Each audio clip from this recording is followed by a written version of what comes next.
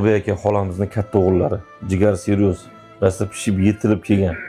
Srochni jo'natmasak bo'lmaydi. O'zlari gapira olmaydi, eshitmaydi. O'zi gruppada turar ekanlar. Sharoit og'irlik gruppasida. Qarang ahvolda jigar seriyoz. Srochni qilmasak, mana o'g'illari turibdi. Xudo xolasa jigarlarini beradi. Bu yoqda mana. Bu yoq ham jigar seriyoz, birinchi etapi boshlangan. Bu yoqda ham zudlik bilan qildirmasak bo'lmaydi. Aka-uka ikkalasi ham.